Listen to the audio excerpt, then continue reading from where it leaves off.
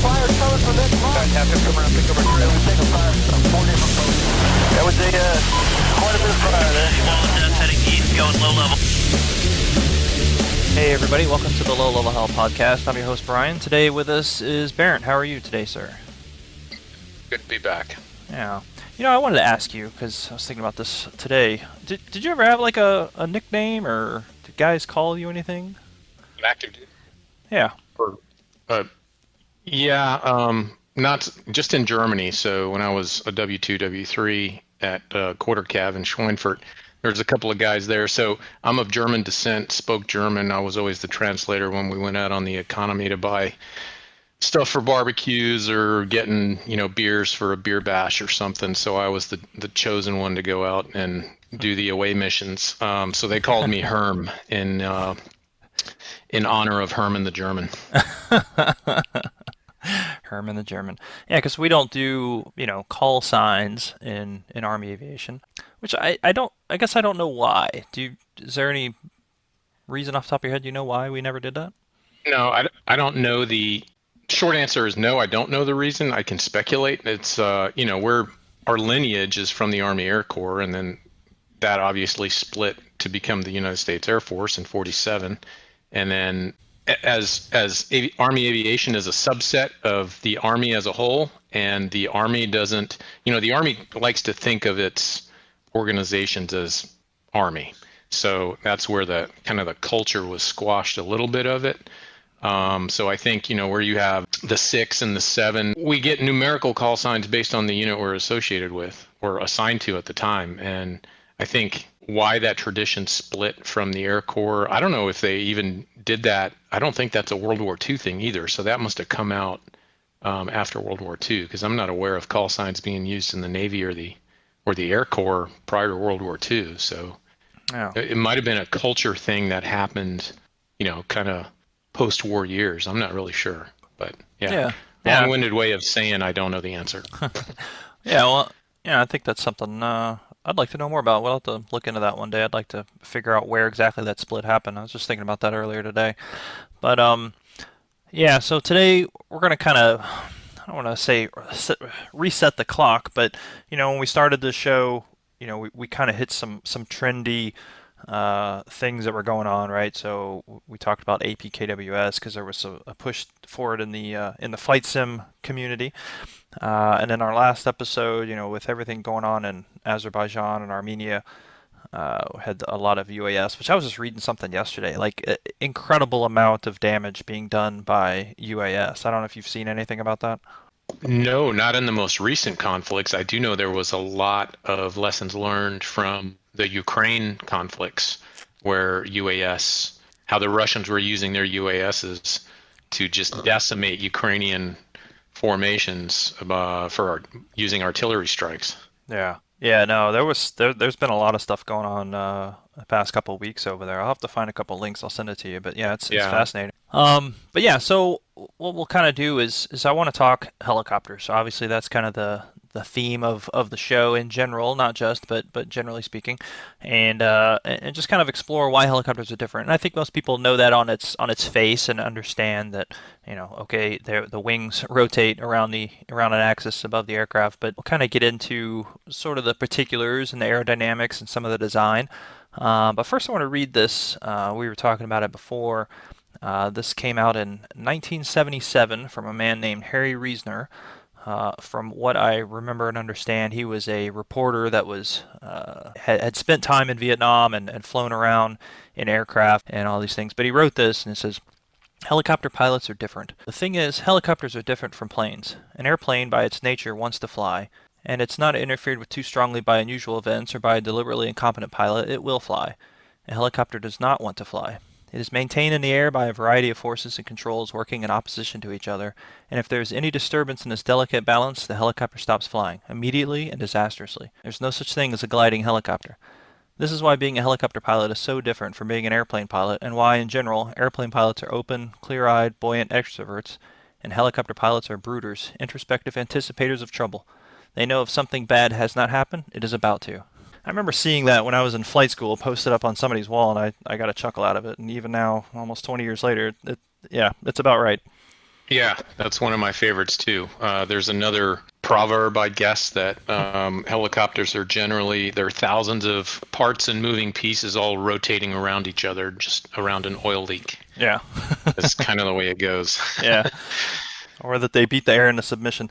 So, That's right. and let's talk about that. So, beating the air into submission. So, when we talk about helicopters, and I always used to kind of mess with people and say helicopters are airplanes too, is just different because the wings just don't stay in one place. But that's actually not true. A helicopter is not an airplane, but it is an aircraft.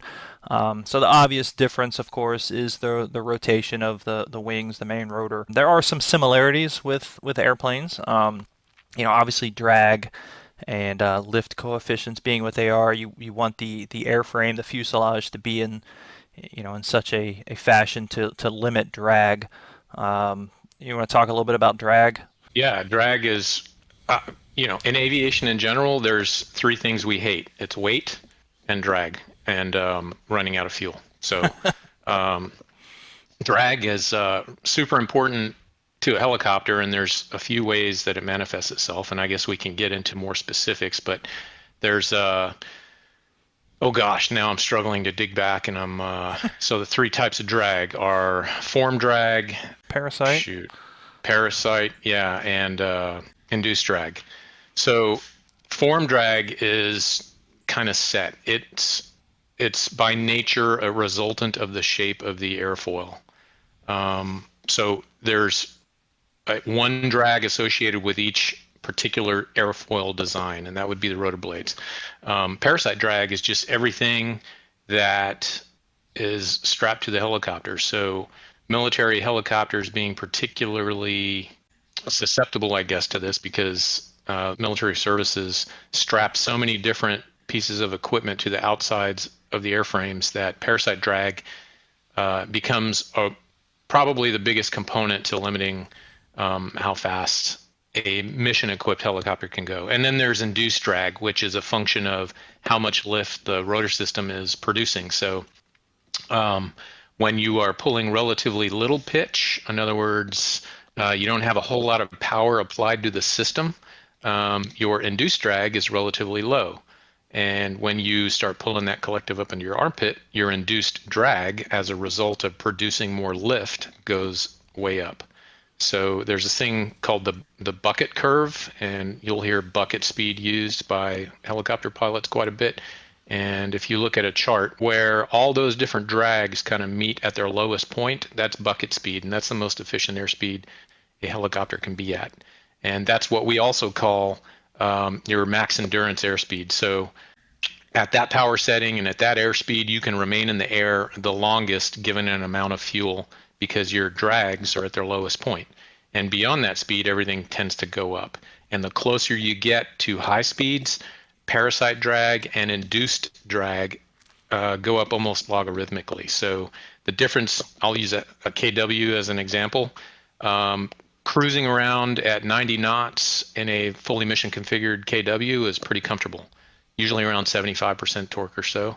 To get from 90 to 100 knots, probably you're pushing from 75% torque to 95 to 100% torque. So to get that extra, we'll call it 5 to 10 knots of additional airspeed, you're increasing your burn rate by 30 to 40%, so that your point of return starts to diminish greatly because you are trying to eke out 5 more knots for 5 more knots of, or for a radically increased fuel flow. So that's drag in a nutshell. So you said pull pitch or changing of pitch. So let's talk about what that means. So pull pitch, when you hear us Army guys say that, or I'm sure the Navy and the Air Force guys would say the same thing, usually it's because you're getting ready to pull pitch. So that refers to your left hand reaching down to that collective and pulling it up towards your armpit, and that means you are taking off. So, hey, we're pulling pitch at 1300. Okay, that means we're taking off at 1300. But what it refers to is pulling the collective, which collectively, so the reason it's called a collective versus the cyclic, which is in between your legs, the collective increases and decreases the amount of thrust produced by the rotor system collectively. So when you pull up on that collective lever, there's a component called the rotating swash plate and the non-rotating swash plate. So when you pull the collective up through the servos and all the control linkages that go up to the swash plates, they collectively move the pitch control rods on each of the rotor blades at the same rate at the same time. So they all go up or go down. So that's how you increase the collective thrust of the entire rotor system. So if you were to touch no other control, in theory, we're not going to talk about torque and anti-torque quite yet, but let's say you had a perfect system where you pull up on the collective, you would go straight up if you did nothing else. Now there's anti-torque, and we'll get into that as well, or we'll use the K50 as an example, where you have two counter-rotating rotors that equal each other out. When you pull collective or pull pitch, you go up. And then we need to talk about cyclic pitch as well. Right. So what we're talking about is the fact that the blades themselves actually rotate. And the way I always pictured it in my head, you think about air as a fluid. I think about standing in a pool, right? And you stick your arms out and you've got your hands flat in the water. If you spin, your hand is going to kind of slice through the water. But as you rotate your wrist and change the pitch of your hand in the water, and now you're creating more of a surface area that's running against the water. That's essentially what we're doing in the air with the rotor blade. At least that's how I always kind of picture it. Yeah, and so maybe we should back up a little bit too. So I think the first thing to note is that people should understand that each rotor is an airfoil, and to produce. So an airfoil works through Bernoulli's principle by having low pressure and high pressure areas around the airfoil due to the movement of air over the surfaces. So the way an airplane flies is they get that airflow velocity over the wing by having an engine that produces thrust that moves it through the air forward. Right. Well, a helicopter wings, or the rotors, are rotating, and that's how the air velocity is produced, through which the airfoil will produce the high and low pressure areas, and thereby produce lift. Exactly. So what we're kind of going back to your example, if all other things being equal, we are causing the wings to rotate around and create the speed that would equal what an airplane does when it puts its thrust forward. When it increases its power and it's essentially driving down the runway, which is then causing air to flow over the wings. It's going to create that Bernoulli's principle like you talked about, and that's going to cause lift. What we're doing is, instead of moving the aircraft down the runway, we're just going to move the wings around a bunch and get them to the proper speed, which is also going to create the Bernoulli principle. And so, as you're saying it, when we collectively change the pitch of all the rotor blades, we're going to create that lift, and with all other forces being equal, the aircraft is going to then go up because of the lift. But as you said, not everything is equal, right? So we are going to have a challenge. What is the number one challenge that comes from increasing the collective? We should talk about Newton's 3 laws, right? So applies to all objects, but aircraft in particular. So Newton has 3 laws: inertia, acceleration, and action or reaction. So you can go look them up. Maybe we don't get into them here, but the action reaction is the one we're talking about here. So through the act of pulling up on the collective lever and thereby producing thrust, you are producing an action, which then has an equal and opposite reaction. So if your blades are spinning counterclockwise, as Western helicopters do, the nose of the helicopter will want to have an opposite reaction by turning to the right. So the way you prevent that is by having a counter torque system, and there's various applications of this. It could be a traditional tail rotor, it could be a fenestron, it could be a no-tar system or no tail rotor system with blown air, etc. Various technological solutions to this, but the bottom line is you have to counteract the torque reaction created through the production of lift with another production of lift, which is generally perpendicular to the plane of main rotor lift, which we'll call the tail rotor. So that's what your pedals do. So when you pull up on that collective, and we'll use Western helicopters as an example, the nose is going to want to tend to turn right. So you have to press left pedal to apply an equal and opposite counter torque reaction to keep the nose oriented where you want to orient it.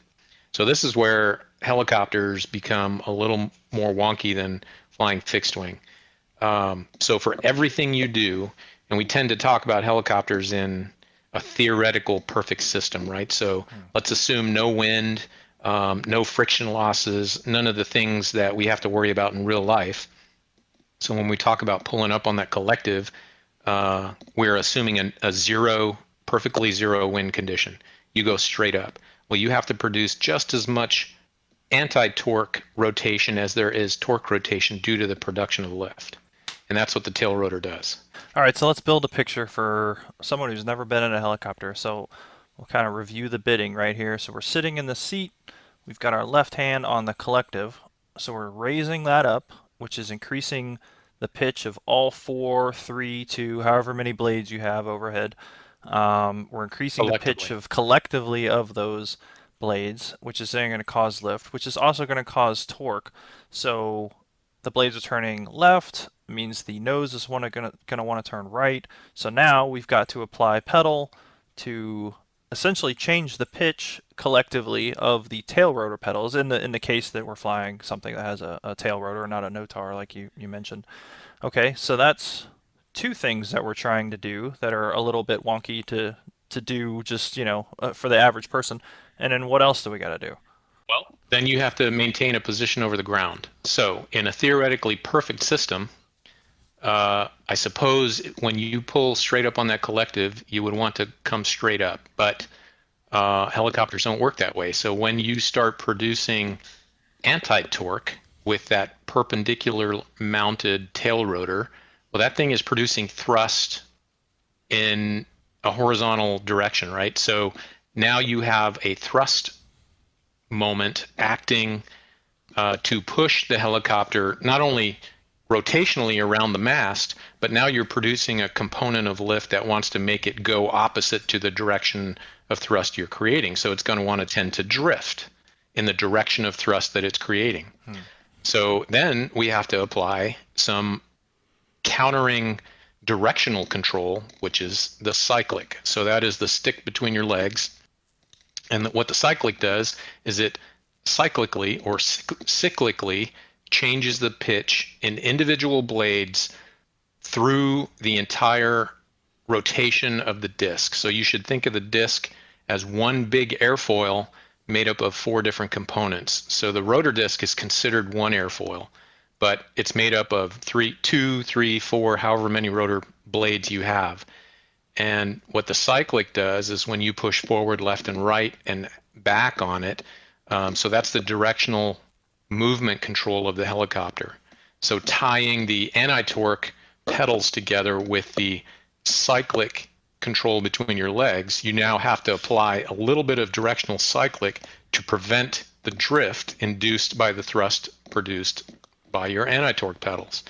And so what's happening there is when you displace your cyclic control in any direction, the swash plate tilts. So from the non-rotating swash plate to the rotating swash plate, which is what's connected to the pitch change links, which is connected to the rotor blades themselves, each blade throughout the rotation continuously will constantly be increasing and decreasing in angle of incidence. And the angle of incidence is the mechanical angle of where the blade pitch is set. And so that produces a directional thrust. So you're increasing thrust on, let's call it one half of the rotor system to another half of the rotor system. And that imbalance in thrust then provides directional motion. And it's called cyclic or the cyclic because when you move that control, each blade continuously throughout its rotation is moving its angle or its pitch all the time as it rotates. From the least amount of pitch on the advancing half of the rotor blade to the most amount of pitch on the retreating half of the rotor blade. But since we're still at a hover, there is no advancing and retreating half. They're all equal. So we'll get into advancing and retreating halves of the rotor system in a moment, but we have to talk about dissymmetry of lift as well. Yeah, this is hard to do without being able to use your hands, isn't it? Exactly. Well, I find myself sitting here. I am, in fact, talking with my hands. So if you were to have a camera on me, I am, yeah, talking with my So hands. let's try to as we go, we'll kind of help visualize for people because we're using a lot of technical terms, and if somebody's not able to follow, so you're talking about swash plates, rotating and non-rotating. So I guess a simple way to picture that is, of course, you've got the mast popping out of the top of the fuselage, and at some point there's a junction, if you will, of plates. And the non-rotating swash plate has, various things sticking out of it back to the fuselage. But then the rotating swash plate is that plate right above it that is going to be spinning, and that's where those pitch change tubes that you talked about are going to be sticking out, and they're going to lead off to the blades, and they're going to help change the pitch. And so those are the swash plates. And the way it's always drawn this way, of course, and I always still, even when I was flying all the time, I still pictured a little arrow sticking out of the top of my aircraft. And that was, my lift vector. And I always was thinking about it, and where is that arrow pointing right now based on, when I'm hovering, based on where I'm moving the cyclic. And just like you said, that is how you essentially maintain your position or change your position while you're at a hover. So let's talk about that. You kind of started to get into it, but how do we maintain our position, hover, and just kind of go from there? Yeah.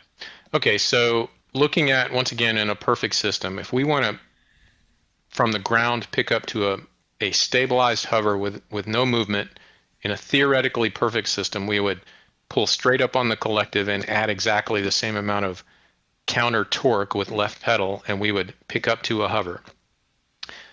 Once we want to think about transitioning to forward flight, we have to make a directional control in the cyclic. So taking no other considerations into account, let's just say theoretically we want to move forward, we press to the 12 o'clock position on the cyclic. And this is theoretical only because in real world, it's not going to be exactly like the way I describe it, but for building the word picture, we press forward on the cyclic, and the cyclic pitch of the blades changes so that the blades have the least amount of pitch at the 3 o'clock position and the most amount of pitch at the 9 o'clock position, and then due to something called gyroscopic precession, which causes all inputs to occur or to result 90 degrees from where they are input into the rotating system, that thrust will be most at the 6 o'clock position and least at the 12 o'clock position, and consequently you will translate into forward flight. And then there's a bunch of stuff happening too, moving from airflow from a hover to airflow to forward flight, and we have things called effective translational lift and transverse flow, so all of which we can talk about as well. But I think the concept to understand is that what you're doing is changing the pitch throughout your rotor system. So if you view it as a collective system, you're changing the pitch of the blades in each quadrant of that disc to produce thrust opposite the direction that you want to go. So most thrust opposite where you want to go to get you moving in the direction you do want to go. Right. Yeah, and I think it's interesting. I've talked to, fighter pilots in the past, and they typically ask me when they have a question. They ask, well, what is the horsepower of your engines, or what is the RPM of the rotor? And they ask these technical questions that, quite frankly, I don't ever really know the answer to because I don't care. Like, we don't think about those things as much as we think about all the things that you're talking about right now. Um, and I think as I hear you talk about it, and again, it is challenging to not talk about it without using your hands or drawing a picture, which we're very much want to do in flight school, or if we were sitting down doing a check ride or something. You can start to understand why we don't focus on some of those things because they're not necessarily relevant to us. When you get in the aircraft and you're getting ready to take off, I mean, you've got throttle full open, the governor, the HMU, whatever you've got, whatever you're using, the FADEC is controlling all that fuel flow for you. You're not thinking about necessarily horsepower at this point. You're really just thinking about all of these aerodynamic factors that are affecting the aircraft, and that's, you're not focused on, well, what side of my aircraft is the most pitch, because the rigging of the system is sort of taking care of that for you. You know that if you want to go forward, you move the cyclic forward, and the magic happens above you. But I never really thought about it in those terms until I kind of listened to you talk about it. That's our RPM and our horsepower conversation. Yeah. Ultimately, it's good to understand these principles, but to be an operator, is it necessary? I would argue no, it's not. There's certain things that are, I think, key to kind of internalize and understand, which is principles like effective translational lift and translating tendency and transverse flow, because those you have direct interaction with as you're actually flying the helicopter. So if you can anticipate where ETL happens and why you are tending to drift to the right and why the nose pitches up, it's good to understand why those things are happening. But for the things like, do you care where the blade pitch is most and where it's least? Those are just things that are happening. So it's taught in flight school, and aerodynamics is fundamental to being an aviator. Like you understand how it all works, but does it change anything in actually wiggling the sticks? Like, does knowing that actually cause you to operate the aircraft any better? I would argue no. Other than if you can apply the principles like ETL, transverse flow, and translating tendency, and knowing why things happen so that you can anticipate them. Yeah. RPM, like, who cares? Like you said, it's the governor is built. Yeah, like the governor is built in such a way that so here's something that people might actually not realize or understand is the rotor doesn't slow down or speed up. So if you're used to flying a DCS fixed wing or a fighter and you're constantly moving the throttle, you are changing the thrust in that system by changing RPMs in the turbine section, basically adding more or less fuel manually to get the thrust that you want. That's not a thing in helicopters. The RPMs are the same. So it is the job of the computers, or back in the olden days, the analog governors, or even before that, the human had to do it, where he had to match the fuel flow by twisting the throttle to the power requirement at the moment. We don't do it that way anymore. The RPMs are 397, and that's 100% RPM. If it varies, if it goes above that or below that, your lift efficiency starts to change, because lift is very, very dependent on velocity. So when you change the rotor RPMs, things start to degrade quickly when you're off of the design optimal for that airfoil design. That's why it's critical you don't go typically below about 90% NR or above 105, 107%, because your lift efficiency really starts to fall off rapidly if you go outside of those parameters. So that's generally the safety margin.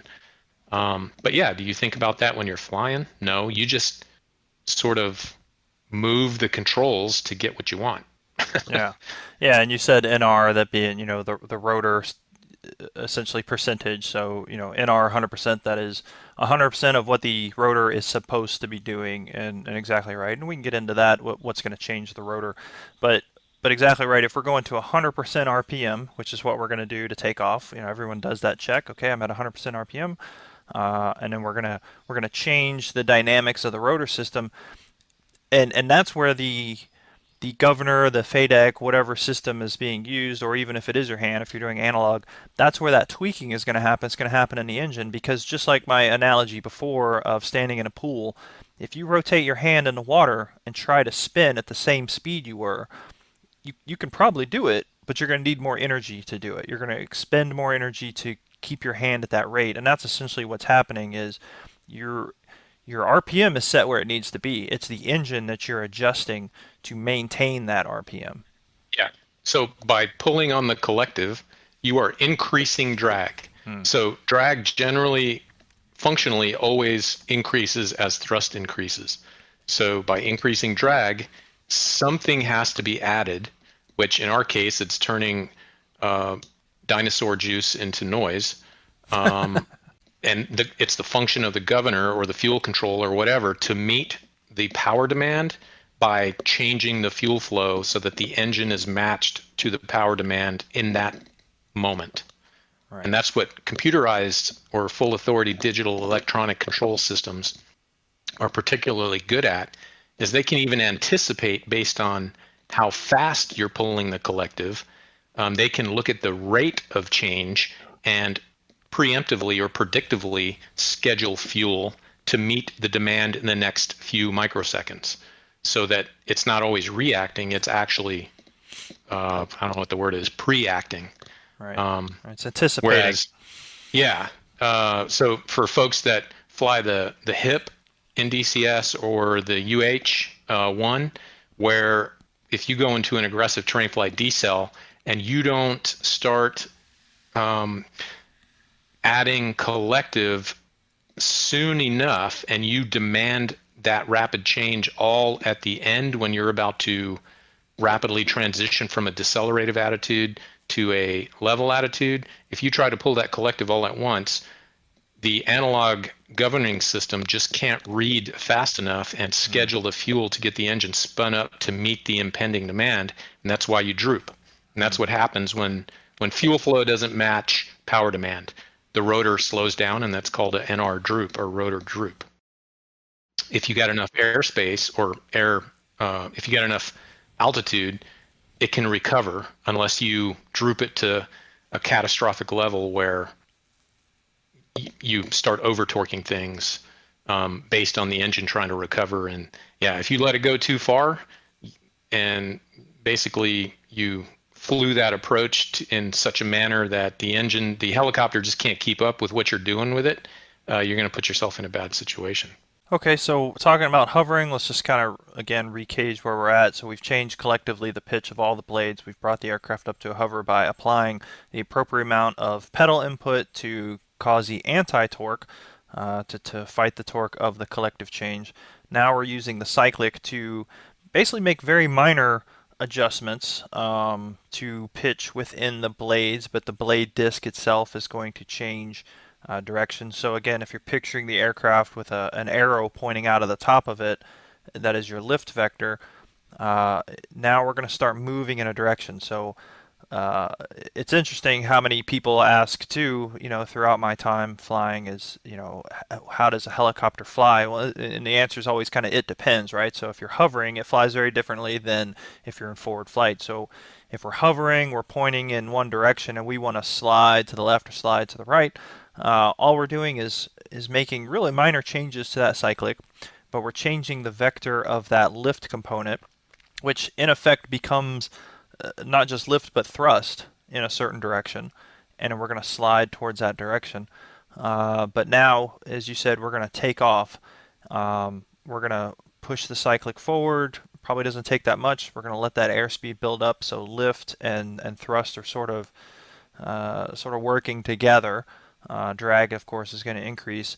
And then we're going to pass through ETL, which you talked about briefly. Let's talk about that. Well, before we go on, let's talk about two other things real quick. Sure. At a hover. So we got to talk about in-ground effect and out-of-ground effect. So in-ground effect hover is where the rotor system, so if you're close enough to the ground where the thrust produced by the main rotor hits the ground and basically creates kind of a pillow. So there's an overpressurization of the air mass that's directly underneath the helicopter, which is being moved by the rotor system. And so in-ground effect is a more efficient hover because you are getting some blowback, so to speak, or some cushion effect of the air mass that were moved by the main rotor as it impacts the ground. There's a pillow there, basically. And then talk about out of ground effect hover, where there's a point or an altitude where if you come straight up, the air mass that's moved by the rotor system no longer hits the ground in time to affect the efficiency of the rotor system, basically. So OGE hover versus IGE hover, OGE takes far more power to maintain a stabilized hover in out of ground effect versus in ground effect. And that generally happens so the common, I guess, usage of OGE versus IGE is 1 1/4 rotor discs. So take the diameter of your rotor disc and then add 1/4 to it, and that's about where you enter the OGE zone. And all you're doing is relying on engine power at that point, where if you're at an OGE hover, it is just the amount of air that you're blowing through that big fan that's keeping you from descending. If you descend a little bit more, you start getting a little bit of that rebound effect where that air mass hits the ground, and then you can kind of cushion on it. So your power requirement starts to go way down once you get into ground effect.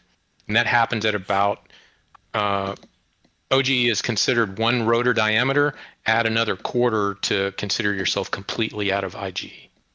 And OGE is basically the scariest environment imaginable as far as energy need. That is the condition where you're going to need more power than any other condition for the most part. Yeah. And when you think about scariest place to be, you are 100% reliant on that engine functioning to keep you from coming out of the sky. You have, so it's all potential at that point. There is no kinetic energy to trade. You have 0 airspeed. So if you are at a stabilized OGE hover and your engine quits, most likely you're going to die. Well, you're definitely going to ball it up. That's true. Yeah. Depending on if you only have one engine versus dual engine, we start to get into permutations of this. But if you're at 50 feet and your engine quits and you are at 90-something% power applied to the system, that amount of drag will slow your rotor so quickly that it will hit 85 to 80 to 75% in less than a second and a half. And at that point, it's no longer even producing lift. So then you're just falling.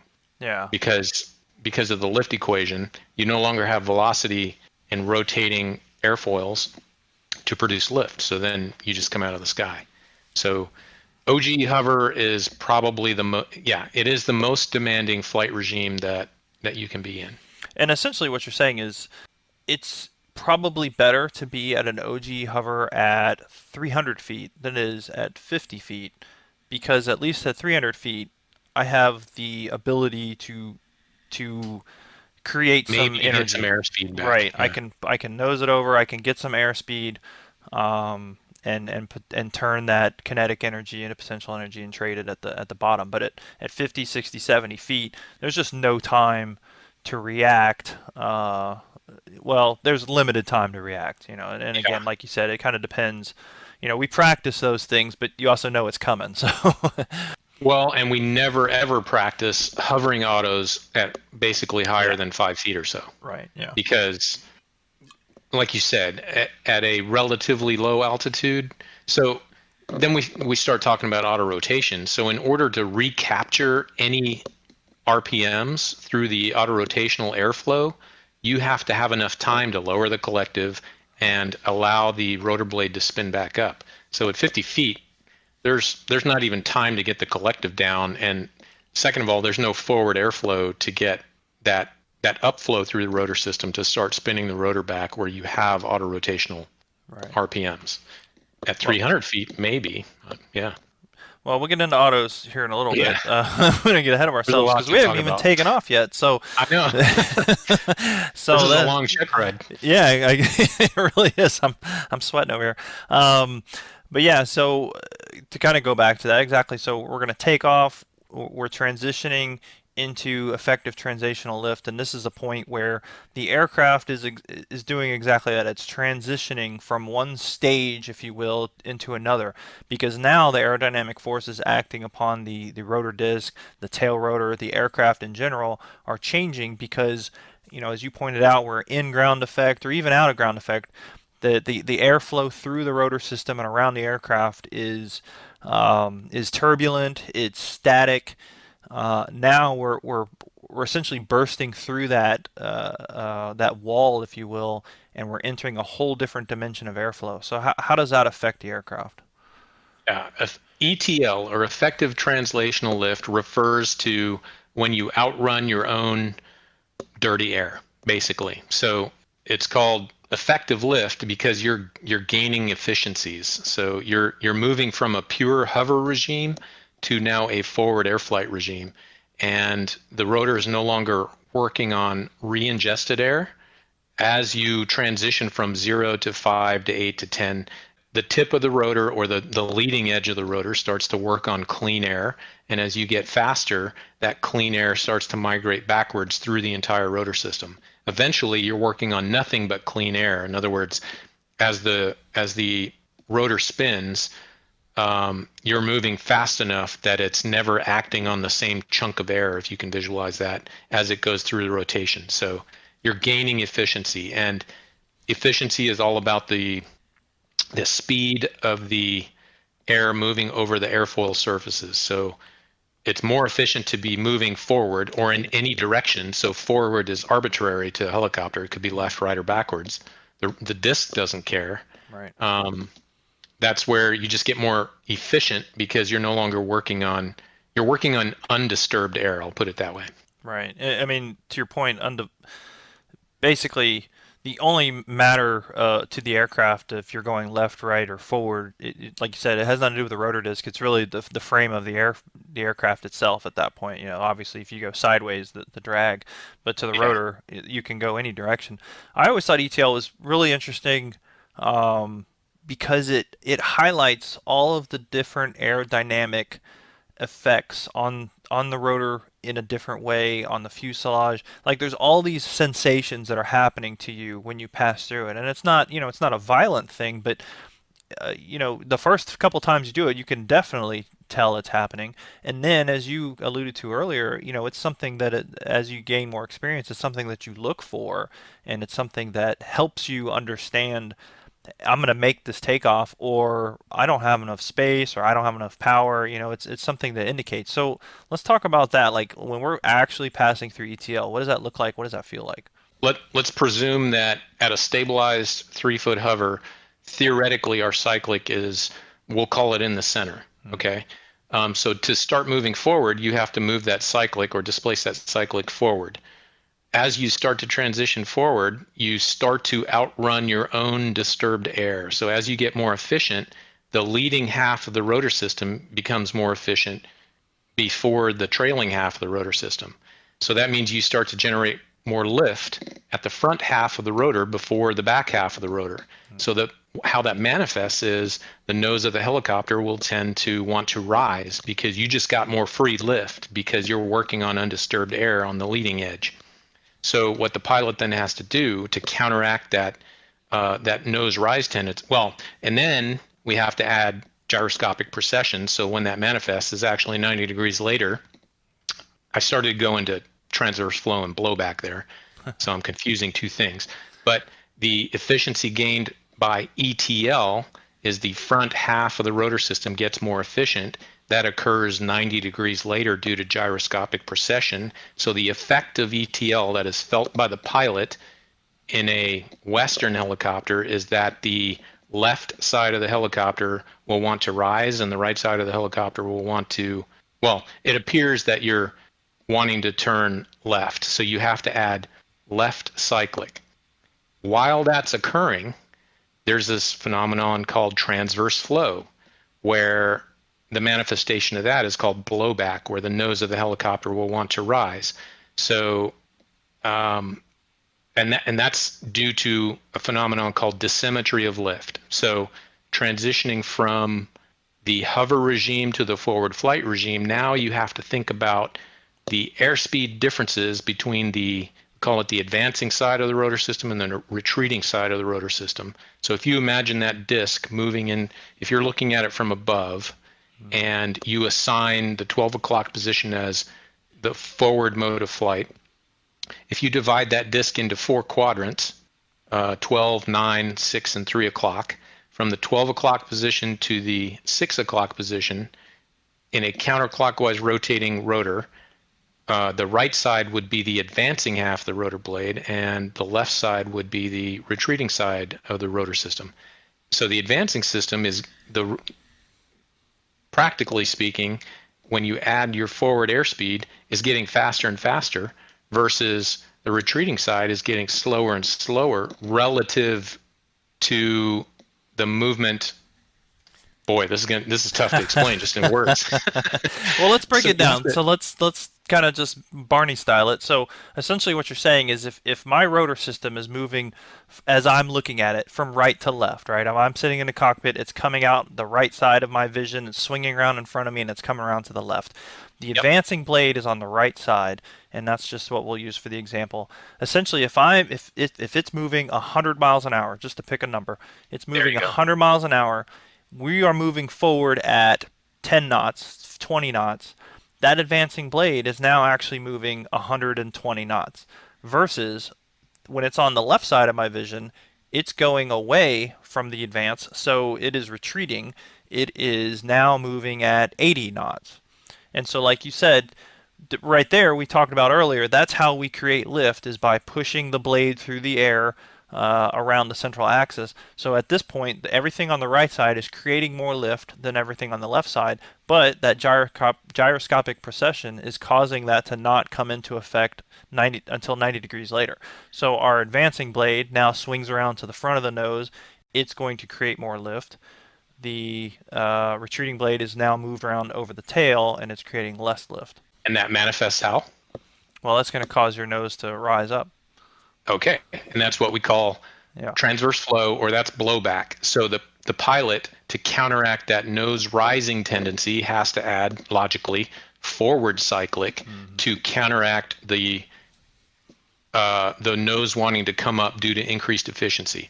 So when you put ETL and transverse flow or blowback together, what happens as the pilot transitions from a stabilized hover into forward flight and to then truly outrunning both transverse flow and ETL, and now is in the forward flight regime, that control motion is a left and forward cyclic displacement.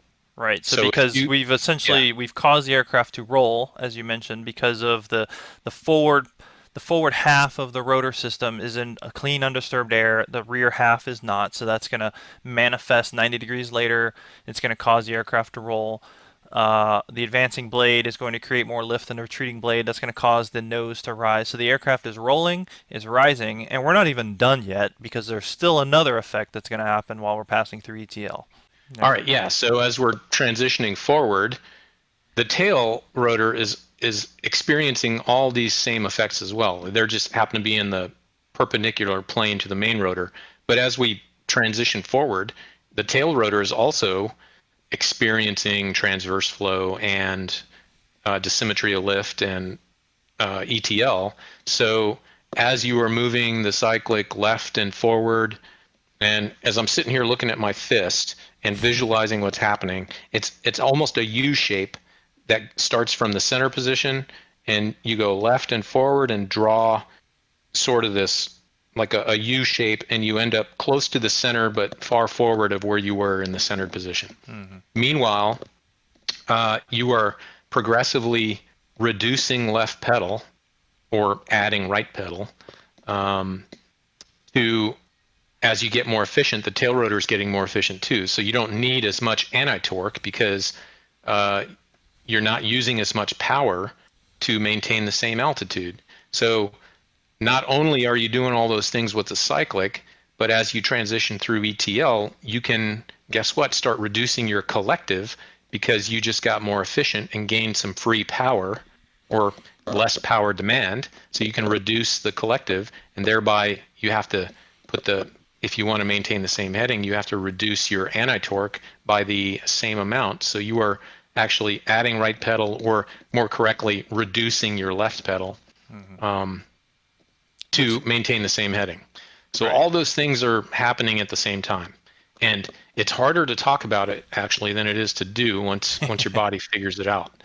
Yeah, I mean it happens in a split second. Yeah. Essentially, it's a matter of a couple seconds, and it's taken us 10 minutes to describe it. But it is all those motions happening to you at once. You feel the roll, you feel the nose blow back, you feel the yaw of the aircraft that you got to counter, and all these things are happening while at the same time you're trying to maintain your lane alignment, because you don't want to allow that yaw to change, because just like you said, we always prepare for the engine to quit. Just go back to that quote at the beginning of the episode of, if it hasn't happened yet, we're expecting it to any moment now. The engine's going to quit. I don't want the nose to be facing 10 degrees off from my velocity, from my vector, because I can recover if my nose is pointing straight along the lane alignment and I lose the engine. I can probably grease it on because I'm pretty low and I've got some energy stored up. But if it's 10, 20 degrees off, I'm gonna hit the ground and I'm just gonna flip over. Yeah. So you're challenged yourself that you've got to maintain that lane alignment, and I think 50 feet was always kind of the magic number of you want to maintain. It doesn't matter what the aircraft wants to do. You want to maintain that lane alignment for the first 50 feet. And then you want to get it in trim, which is another weird thing with aircraft, and particularly with helicopters, is once you get up into above that 50 feet margin and you get the aircraft in trim, the nose probably won't be pointing directly where you're going. Yeah, and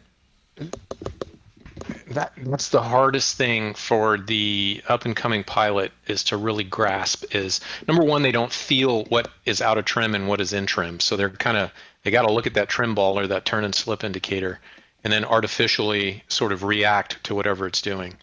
So in trim meaning that basically you're in a perfect system with no winds. In trim means that your nose is directly aerodynamically in front of your tail. If you add a crosswind component, as you would in real life, then you start having to think about, like, let's say you have a 20 knot right quartering headwind. So in trim probably means you're flying somewhat sideways or crabbing, because aerodynamically you would want your airplane to be pointed into the relative wind. So that's what a lot of folks struggle with. Well, I think in a lot of ways too, you and I, and guys like us were spoiled, because in the 58, when you didn't have doors on, you knew when you were out of trim, because the air was blowing in through the open door. Because I had the same problem when I started flying Apaches, is I would be out of trim and not know it. And in Apache, you didn't really care, like it'd muscle its way through it. But in a 58, if you were out of trim, that's affecting you. That's going to cause the aircraft to be a little cockeyed. You're going to know that you're just kind of sitting there a little bit sideways. You're going to lose efficiency for airspeed, things like that. But yeah, and let's put it in terms that our DCS audience cares about. And I don't know whether this is accurately modeled in DCS or not, but if you are out of trim and trying to shoot rockets, or employ any sort of aerial delivered weapon, bombs, anything, if you are maintaining a certain ground track and you are out of trim to that, well, you can be out of trim to a ground track, but your weapons aren't going to go where your nose is pointing. So if you're aerodynamically in trim, like if you're fighting a strong crosswind and you're aerodynamically in trim, you may be flying at a 15 degree, what do you call it? Out of, you're not pointed at your target. Yeah. You're going to have the cyclic not pointing forward, but it's going to be pointing, at your 1 o'clock or your 11 o'clock position. And I remember certain flights where I'm practically looking over the left seater's, dashboard, because that's the direction that I'm flying and that's where I'm looking. But if I were to look straight ahead of me as I sit, I'm looking well off to the right of my course. But the aircraft's in trim. And that makes shooting rockets particularly hard in a crosswind condition, because you want to be in trim, but you have to get out of trim in many cases to point at your target. But what's going to happen then is you got this wonky crosswind component that's coming across your helicopter, your aircraft, or whatever. And the instant the rocket comes out of the tube and those fins deploy, just like a dart, the crosswind will affect how that rocket is pushed. So what tends to happen is, if you are, let's say, there's a crosswind coming from the right, and you shoot a rocket at a target, and you have a strong crosswind coming from the right, the rocket will seek that relative wind, and it's going to go to the right. So it's not an easy computational task to try and figure out sometimes where your munitions are going to go based on crosswinds. Yeah. So we'll definitely get into ballistics sometime in the future and That's a talk whole through nother this. podcast. Oh yeah, that's at least another episode right there. Yeah. Okay, so we've probably confused everyone with everything that's happened so far, but I would argue that the hardest part of things is over, right? So picking up to a hover, guys learn how to hover after they learn how to auto rotate in flight school. At least when I went through, that's the way it was. Because hovering was, without a doubt, the hardest thing to do and the hardest thing to learn how to do in the aircraft. And so there's over the last 70 years, as we here at Fort Rucker have learned how to do flight training, it's a kind of commonly known as the 5-hour button or the hover button. Like at around 5 to 6, maybe 8 hours, magically your body figures it out. Before that, flying a helicopter seems very unnatural, and what kills most people is their bodies are so tense because you don't understand what's happening and you don't feel it. Your fists are tight, your legs are tight, your toes are tight, and when you're tight, we should say that controlling a helicopter takes very, very little actual motions of your body. And when you're tight, it's harder to make those fine, minute adjustments. Yeah. And everybody is usually just kind of, they're sore after their first hour of flying because number one, they're scared and they have never done it before and they can't make the thing do what they want. And then, after, 3, 4, 5 flights of about an hour, hour and a half each, just like riding a bike, all of a sudden there's something that happens in your brain and you go, oh, I get it. And then it becomes a lot easier. Yeah. Yeah, I wore one of those watches that would keep track of your steps and your heart rate and stuff. And I remember a couple of years ago I was wearing it while I was on a flight, a night flight, and I had 2,000 hours or whatever. Been doing it for a while, and I went back and looked at the data from that, after like a 3-hour flight in an Apache, and I correlated the times with my takeoff time, and you could see this huge spike in my heart rate around the exact same time that I would have been taxiing out, hovering, doing power checks and doing all the things prior to takeoff. And then once once you take off, your heart goes back to normal and then you're fine. So I can't find the source, but this was 20 something years ago.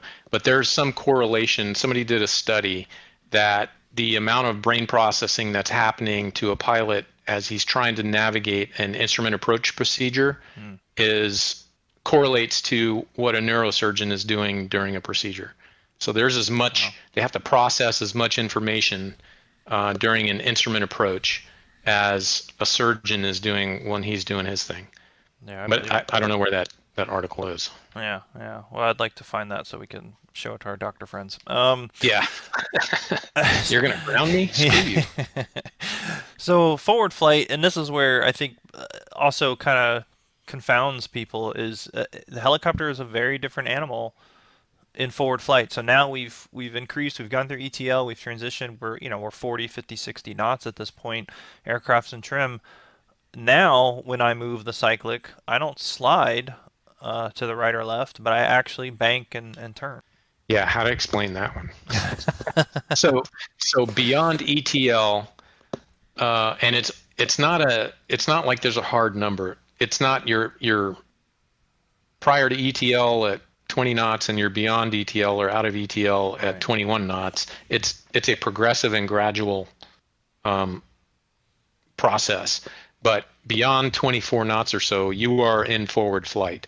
Below 24 knots down to about 14 knots, you're in that medium ground where you're somewhere between hovering and flying, and below 14 knots or so, you're in the hover regime. But when you're in forward flight, when you move the Cyclic, it's more like the ailerons on an airplane. So when you move the Cyclic to the right, you bank right. And then you got to do the same thing you got to keep it in trim, so a little bit of pedal input. And then if you do anything with the collective, so cyclic movements don't necessarily change your power, although we're not going to get into transient torque and anything like that today, but collective movements in forward flight change the amount of power in the system or how much thrust you're producing. So instead of when you're in forward flight, collective makes you go up and down, yes. So anytime you move the collective, let's say we add power or pull the collective up, if I don't do anything with my cyclic, I start to get an upward component to my flight path. I will stay at the same speed, but I will start to increase in altitude. If I want to maintain the same altitude, I now have to press forward on the cyclic because I just added more thrust. So if I want to stay at the same altitude, I have to change something, which is move my cyclic forward. So more thrust means either more altitude or more speed. So if I want to keep the same altitude, I'm going to end up going faster. If I'm going to keep the same speed, I'm going to end up going up. So altitude generally, so collective is thrust. Unlike in an airplane where you want to slow down, you pull back on your thrust lever and you don't change the attitude of the airplane, you will slow down. So pitch in a helicopter, pitch or attitude is airspeed. I guess it is in an airplane too, but you have to match it with power. Yeah, it's a different type. It's a different relationship between the power and the pitch, and that certainly comes into play on landing, and we can talk about that. Sure. But you also mentioned as we travel through these different regimes of airspeed. So we've passed through ETL, and we're getting to a point. It's not just about the rotor as well, but it's also the fuselage of the aircraft starts to gain some efficiencies as well, right? So the vertical fin, the vertical stabilizer, the horizontal stabilizers, or the stabilator, depending on the type of aircraft that you have. If you're just sitting still, those things don't do really anything. They just look cool.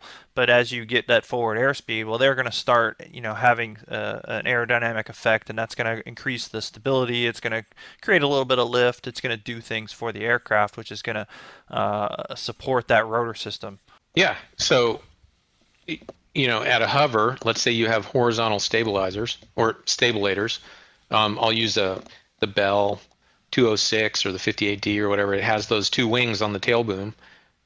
Just like any airfoil, they got to have some movement of air over them to start generating lift. So as you start getting faster, and if you look closely at those, they are actually a wing that's turned upside down. So they're designed to produce lift in the up direction, basically. So as you get faster, they will tend to keep the nose down. And there's a design speed where they completely offload the control pressures that you need on your controls. Same thing with the tail rotor. There's a vertical stabilizer on a lot of helicopters that is designed to completely offload the tail rotor demand at a certain airspeed. Could be 60 knots, could be 80 knots, whatever that is. But we'll call it cruise. So when you hit cruise, theoretically, the design of the helicopter airfoil surfaces will allow you to basically have neutral pressures on your controls so that you can kind of, in a certain sense, take your hands off. You can't really, but you're almost at a neutral control pressure configuration. Let's call it 80 knots as cruise for the 50 AD. Your tail rotor is completely offloaded by the vertical fin, and your attitude or your pitch attitude is kind of offloaded by the horizontal stabilator, and you're almost in a neutral power demand except for thrust. So it kind of likes to be there.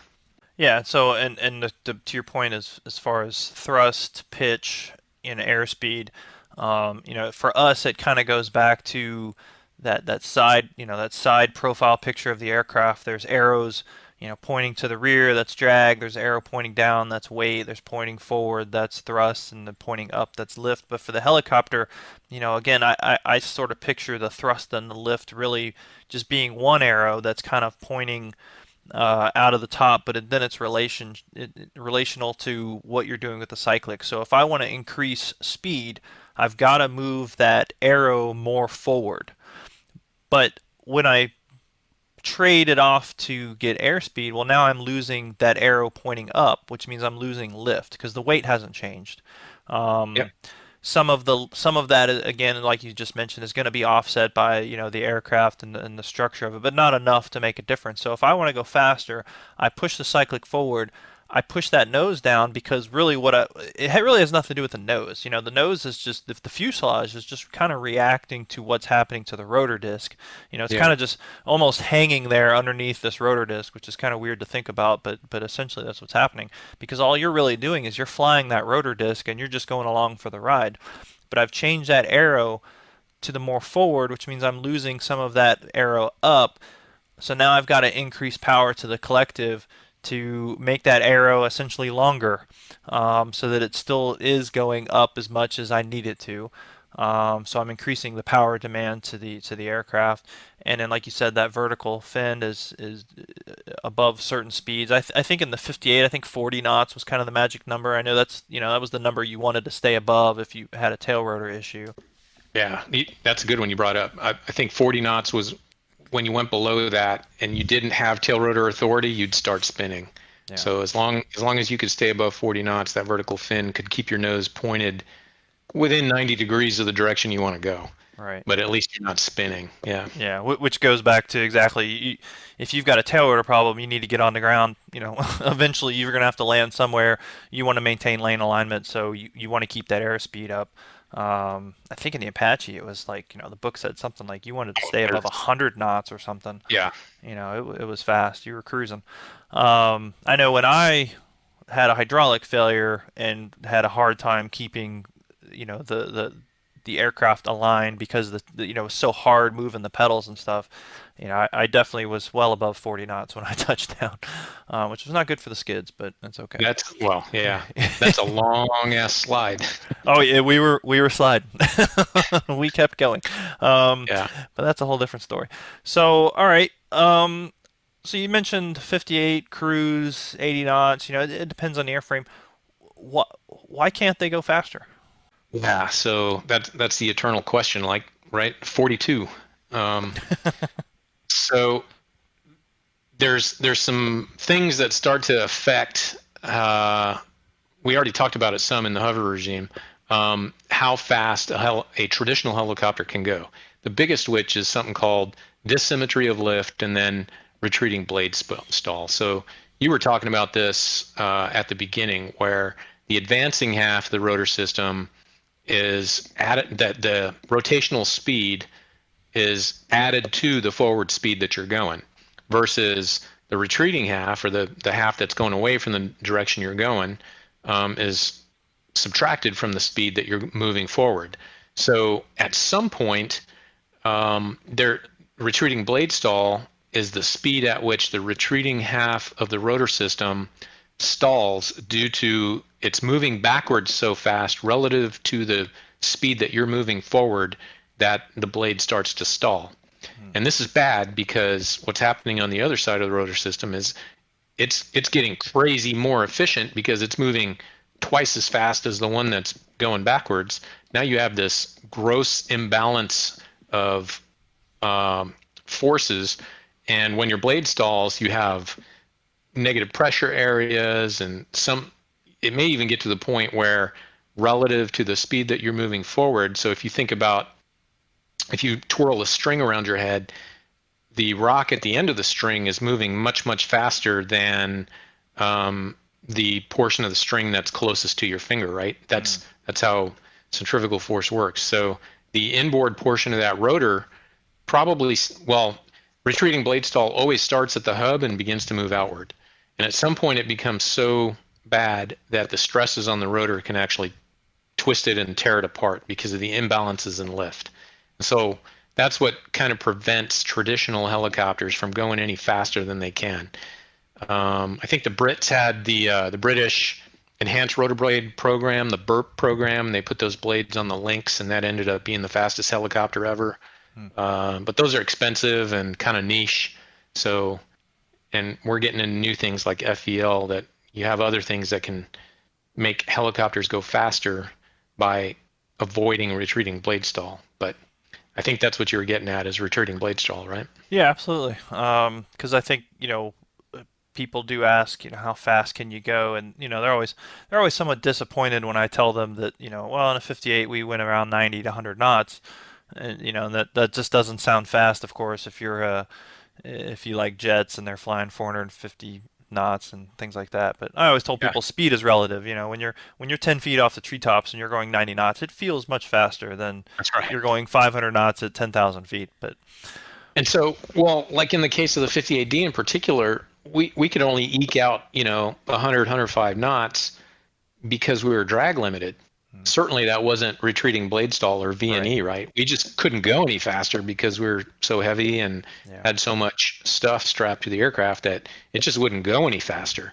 The V&E in the 58D was 125 knots above 4,500 pounds.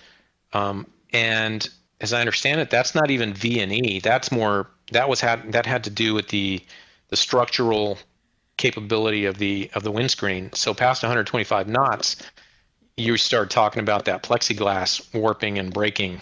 That it really wasn't the V&E due to retreating blade stall. I think that was up in the 150s, 160s, something like that. Airframe wise, we just couldn't get there. Right. Unless you nosed it over in a 30-degree dive and screamed out of the sky. I know at 130 knots the windshield will not explode. I did learn that. So yeah, it's probably conservative. It's a book number. Yeah, exactly. And engineers kind of come up with these things, and I'm sure there's a little I fudge shudder factor. to think going 130 knots. Did you actually make it that fast? Yeah. Oh yeah, I was diving. I thought someone was shooting me. So. Yeah. No, I've ended up in the the 120s after an engagement or something.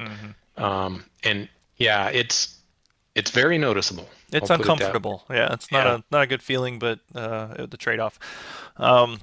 Yeah, so airspeed is really limited by a lot of things, and that's really a good point. It's not just retreating blade spall, but it could be structure of the aircraft. It could just flat out be the engine's not going to support what you need to do, which is true across the board.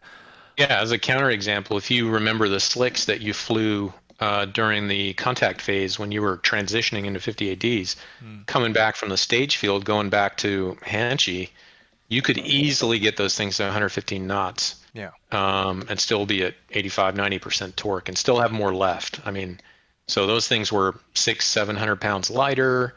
They didn't have the MMS on. They didn't have the weapons on, And you just burned a bunch of gas. So. Yeah, you're light, and those things were super fun to fly. So the last aerodynamics, there's a ton, and we could spend hours, but I think we should wrap it up with one that you and I hear a lot about, and that's the vortex ring state settling with power. Yeah. So, yeah, this is a pet peeve of mine, particularly coming from the community that you and I come from, meaning the 58Ds. And keep in mind, this is one perspective on it, and I've now come to understand that sort of the FAA maybe describes it differently than the Canadian Aviation Administration does, and overseas in Europe, how they're teaching things. But so settling with power and vortex ring state. So we'll start with vortex ring state is a phenomenon where you put the aircraft in a low forward airspeed, high descent angle condition where you are going slow enough that you're no longer acting on, we'll call it clean air, and the rotor has an opportunity to re-ingest its own vortices. So if you look this up on Google, and they'll show you a head-on shot, and this is podcast only, right? You're not going to have any graphics.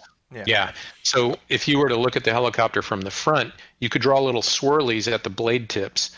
And so if you imagine the air being pushed down through the rotor in a hover, the airfoils will tend to re-ingest that same air over and over again. And eventually it just turns into a big circle where you're accelerating that air over and over again, that it's just re-ingesting itself. And the more power you put into that system, you're just accelerating that air even more. So that's why it's called vortex ring state. So you look at the vortices and they look like rings that are just being pulled into the rotor system. They go down through, they go around to the side, and then they come back in from the top. And no matter what you do with power at that point, you're just re-ingesting that same air and just accelerating it more and more. And you have to be in a very specific flight regime to be able to do this, which is you got to be descending with very low to slow forward airspeed, and you got to have a certain amount of power applied, that you're using engine power to create those vortices. And if you use more engine power, you're just going to make the vortices worse.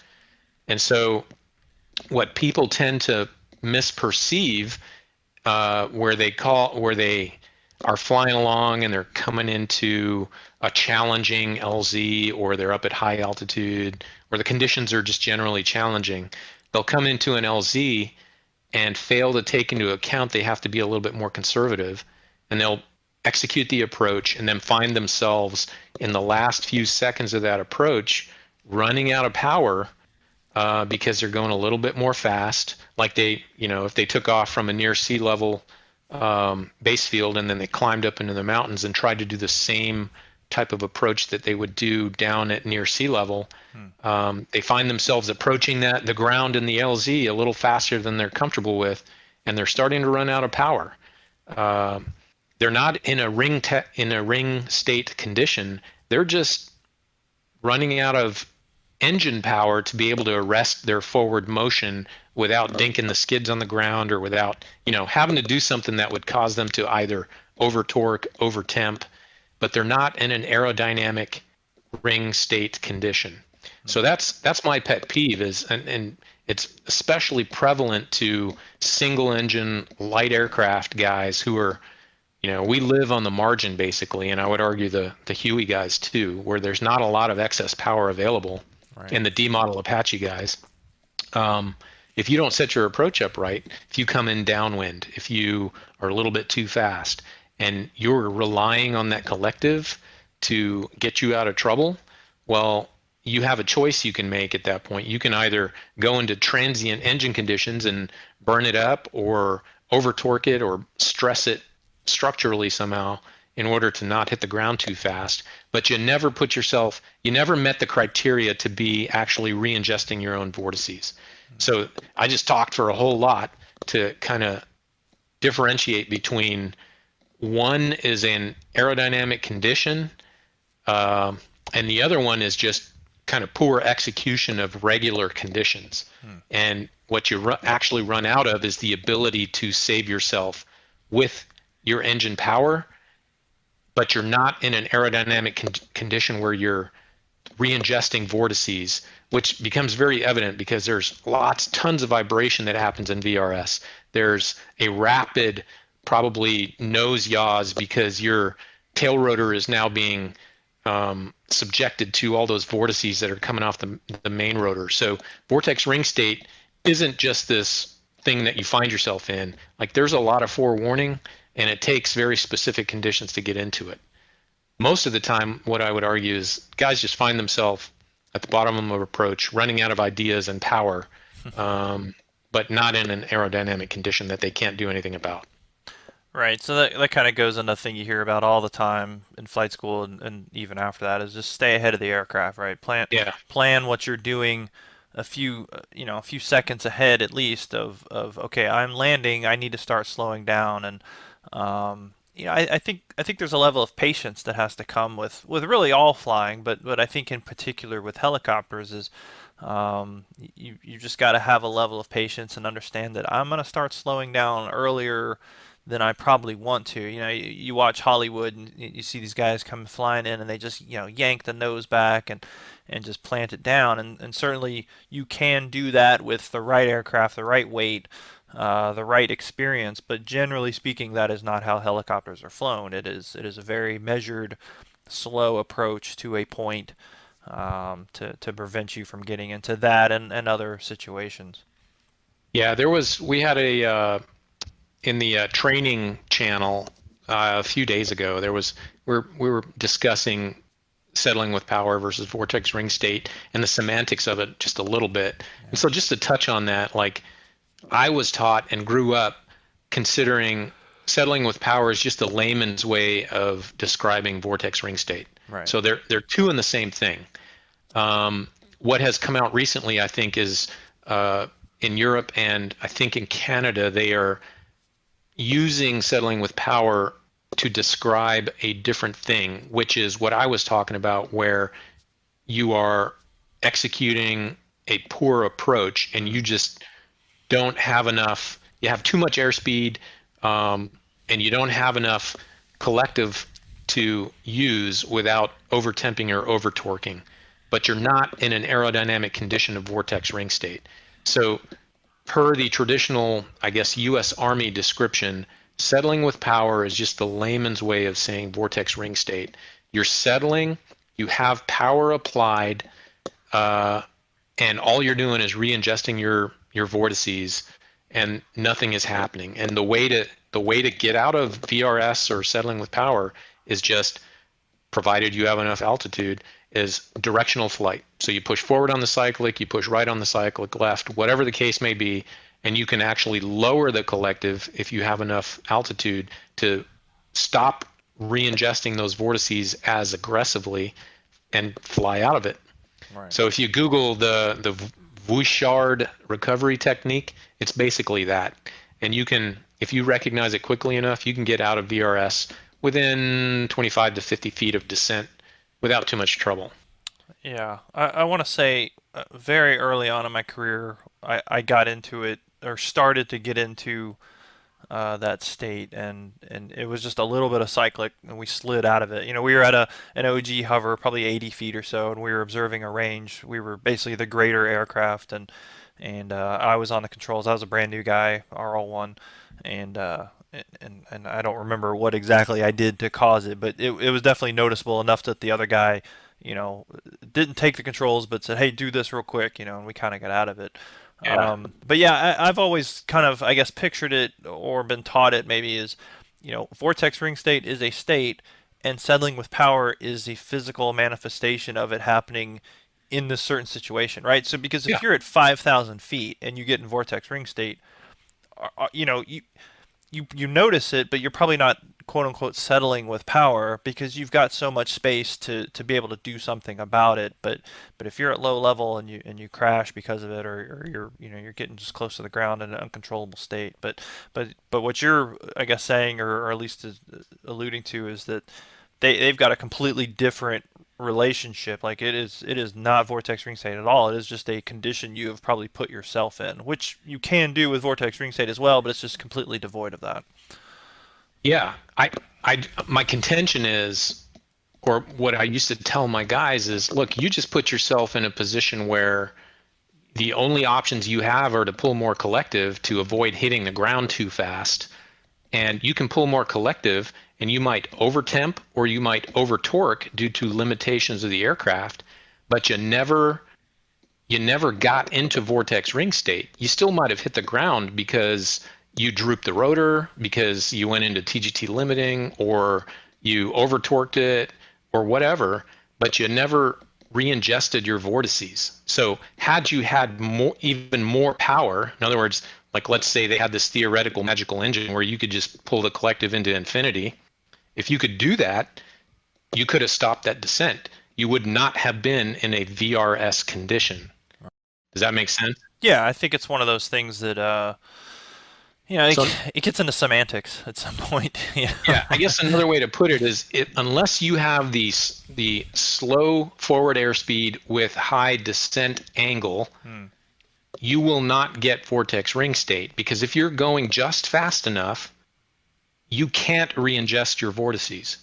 And if you are going shallow enough, you can't re-ingest the vortices. So in other words, you have to have your angle has to be high enough that the upflow of air is conducive to allowing your blades to re-ingest the vortices coming off the bottom. Right. So if you are shallow enough, or if you are fast enough, you cannot create the condition to re-ingest your vortices, no matter how much power you demand. Right. So that's how you stay out of vortex ring state, is you do a shallow approach, or you manage your airspeed so that you get into an in-ground effect condition at around the time that you want to be landing, or at the airspeed that you want to be landing. All right, the last thing I want to talk about is landing, right? So, because we've talked about somewhat similarities or differences between how a rotary wing aircraft and a fixed wing aircraft, and I think one of the biggest differences, that you'll see is landing. When I got my fixed wing license, this was the number one thing that was the most challenging. Maintaining the aircraft level flight, that's easy. Taking off in a fixed wing airplane is Uh, incredibly easy. Dude, you have no idea how badly I wanted to bring that Cessna 150 to a hover over the threshold. Yeah, yeah, and because it's completely unnatural to us, because you're in a nose down state, um, heading for the runway, and you're not, really changing the pitch to, if you don't change the pitch, you're going to crash nose first into the ground. And so for a helicopter guy, that is completely alien because, just like we said a few minutes ago, you want to get ahead of the aircraft. You want to start slowing down. And slowing down for us is pulling that nose back. Really, what it is, again, is pulling the rotor disc back, which is going to cause the nose to come back. The nose is just along for the ride.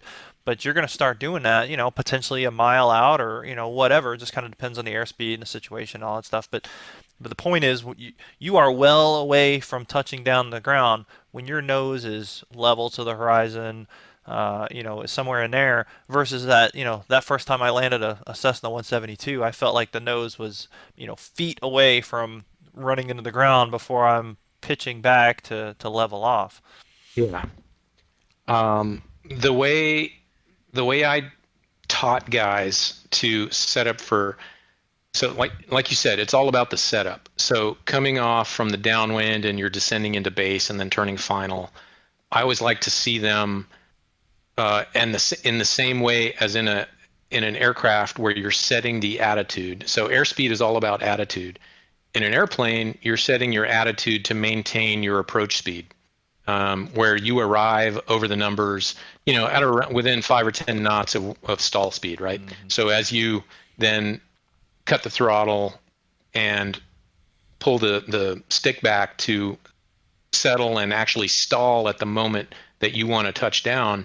In a helicopter, I want to be turning final or about quarter-mile final, and I set my attitude. I call it a 40-knot attitude, but if you're holding 60 knots as you turn to final, you can set that attitude way out at a quarter mile, and it's a slightly decelerative attitude. So if you set your hover attitude when you're let's say going 60 knots, you can ride that attitude from a quarter mile all the way to your hover point without ever changing your attitude again. And if you're good at it, you won't have to do anything with the cyclic at all. You can manage that descent rate just with power, with collective. Right. Kind of similar to how you would set up an approach in an airplane. I've only got a couple hours in a fixed wing, but what I would try to do is turn final, and I'd be carrying 80 knots turning final, and I want to arrive at about 52 knots when I'm over the numbers, so I stall out right at the moment I want to. You can set that attitude when you turn final and hold that attitude, and hopefully, if you're good, you don't have to do a whole lot of attitude changes. So in a helicopter, it's just you manage your descent. Well, you do it in an airplane too, so it's very similar that way. You manage it with power. So any change you make with the cyclic or with the stick in an airplane results in a pitch change, and that's an airspeed change. If you pitch up, you're going to slow down. If you pitch forward, you're going to get faster. So you can set one attitude and hold one pitch all the way on your approach and kind of manage your profile with power. And I'm sitting here in my chair, raising my left arm up and down, describing managing my power. Yeah. Can't talk without my hands. No, well, that's how you know you're a pilot. Yeah, I think what I've noticed, and it could just be that I'm a garbage pilot, but in a fixed wing when I'm flying and coming into land, I'm not modulating my throttle really much at all. Okay. I'm controlling it with pitch, whereas in a helicopter, I'm probably going to modulate my collective a lot more to maintain that. But I'm also not changing my pitch that much. Like you said, I'm going to establish my good landing attitude for the most part, and then it's controlling my descent, my angle of descent with modulating power. So yeah, I think there's a lot of differences there, and Okay. but like I said, I'm not a great fixed wing pilot, but But I haven't crashed yet, so I got that going for me. Yeah. Well, like I said, I've just got a couple FAM hours, but that's what I was trying to bring my rotary wing sight picture to that 150 that I was flying, and I was trying to set myself up on final at an airspeed that would slowly decay, so that when I transitioned over the numbers, I would be at the proper airspeed to roll the throttle back and then transition to the stall and touch down. It's all about the timing. And now that I think about it, this was a couple of years ago, and that maybe wasn't the correct way to think about it, because if you arrive over the numbers at stall speed, you have nowhere to go but stall. Right. So you actually want to arrive a little bit faster so that you can make some other decisions. So that's where my helicopter side picture and experience, I think, led me down the wrong path. Yeah, for sure. We could go on, I'm sure, for another hour or two talking about all this stuff, but I think we'll save some of that for probably a discussion in the future about emergency procedures. As we kind of talked about these things, we kind of hinted at auto rotations and hydraulic failures and things like that. I think that could be an interesting discussion as well, but we'll save that for next time, and I think we'll just wrap it up here. Yeah, and I'll just say, I'm sure there'll be some questions on the chat below the podcast posts. So by all means, or post them in the training channel on Louisville Hell, and there's tons of pilots that are more than happy to talk about that stuff. Yep, and as you pointed out, and I think I pointed out as well, we're not perfect in this. There's one thing I've learned about being a pilot is there's always another pilot with a different opinion on the same subject. Yep. And when you do get into these things that are, there's very few things that I think are 100% cut and dry when it comes to flying. There's a lot of nuance. There's a lot of conditions based, that's going to decide how things are. So by all means, we're not the authorities on the subject, but I think this is a good primer to start discussion with people. So, but I appreciate you taking the time to explain it, because you're much more eloquent than I am on it, and I think I'm better at that. Well, I'm better at taking what you say and dumbing it down. So together we make a good team. Yeah. Once again, I find myself just going down the rabbit hole of over-explaining. Yeah. Well, that's where editing comes in. But no, this was good, and I appreciate you taking the time, and I appreciate all you people that are listening for taking the time and listening to us ramble on, and hopefully we didn't blow your minds too much with too many crazy terms. But if you do have any questions, absolutely, if you're part of the Discord, put them in there. But if not, send us an email at thelowlevelhellpodcast@gmail.com. And as always, all comments made by the guests and the crew are their own, do not represent the Department of Defense or any private business. We appreciate you guys taking the time and listening, and we'll talk to you guys in 2 weeks. Take care.